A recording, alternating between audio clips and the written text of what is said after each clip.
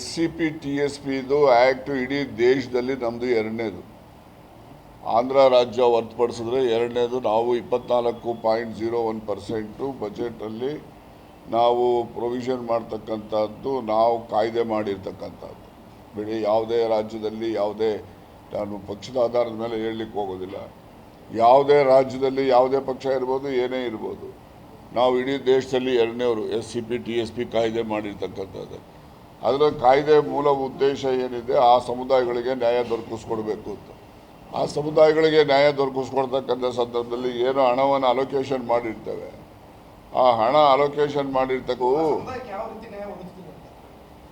SCP TSPದು act ಇಡೀ ದೇಶದಲ್ಲಿ ನಮ್ಮದು ಎರಡನೇದು.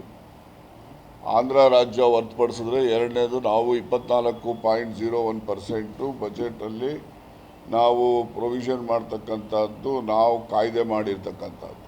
ಬಿಡಿ, ಯಾವುದೇ ರಾಜ್ಯದಲ್ಲಿ ಯಾವುದೇ, ನಾನು ಪಕ್ಷದ ಆಧಾರದ ಮೇಲೆ ಹೇಳಲಿಕ್ಕೆ ಹೋಗೋದಿಲ್ಲ, ಯಾವುದೇ ರಾಜ್ಯದಲ್ಲಿ ಯಾವುದೇ ಪಕ್ಷ ಇರ್ಬೋದು, ಏನೇ ಇರ್ಬೋದು, ನಾವು ಇಡೀ ದೇಶದಲ್ಲಿ ಎರಡನೇವರು SCP TSP ಕಾಯ್ದೆ ಮಾಡಿರ್ತಕ್ಕಂಥದ್ದು. ಅದರ ಕಾಯ್ದೆ ಮೂಲ ಉದ್ದೇಶ ಏನಿದೆ, ಆ ಸಮುದಾಯಗಳಿಗೆ ನ್ಯಾಯ ದೊರಕಿಸ್ಕೊಡ್ಬೇಕು ಅಂತ.